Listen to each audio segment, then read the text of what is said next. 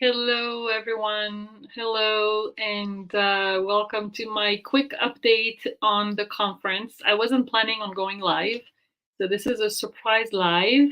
But we just had a call with our local chapter in Paris with Karen Rebrudel and a few of her members of the local chapters in Paris, which actually is really successful because she has close to 8 or 9 women that are joining her in her local meetups once a month.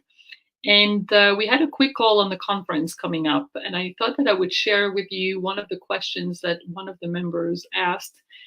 Because I thought it was a really good question. I was talking about the conference and about how our goal is to bring together Jewish women entrepreneurs from the whole world to speak about leadership. First, to be inspired by people, by other women who have already, used or stepped into their leadership role and are active and are, doing something to contribute either to the Jewish people or to Israel, and how we're going to be inspired, and we are going to go into roundtables in order to roll up our sleeves and see how we can how we can step into our leadership role.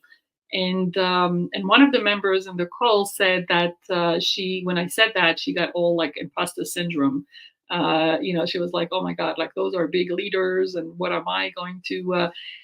And I realized that this could be scary when you speak about leadership and you speak about how can I step in my leadership role. And some people might look at the conference and look at the speakers and say, "Oh my God, I'm not there. Like, what am I going to bring?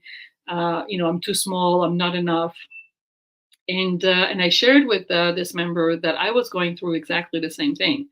I'm actually going through a big imposter syndrome right now. You might not see it because I'm posting and I'm inviting you, and I'm sharing the conference, and I'm inviting you for the meetup on Wednesday. And I do believe in our vision and what we do, because I really think that this is how we're going to move the needle, by being together and by looking inside ourselves and seeing how we can be leaders. But I am scared. I have to tell you the truth. I am really scared.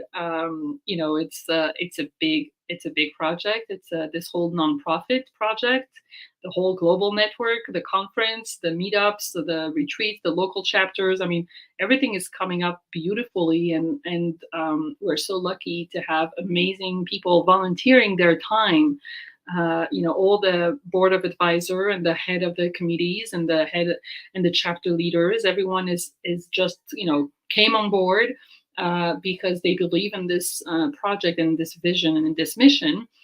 And I'm leading it, obviously, but I am really scared. I have to tell you, I started working with my coach yesterday because I said to her, this is really big for me. This is my dream project, and here I am doing things that I would never think that I would be able to do. Not in the organization and the logistics and the business and the strategy and all this. That is kind of easy for me, but more the positioning of me, positioning myself at the head of this nonprofit. So I thought I would come here and share this with you, to tell you that I don't think that there are people that are up there, already leaders, and people that are down there, not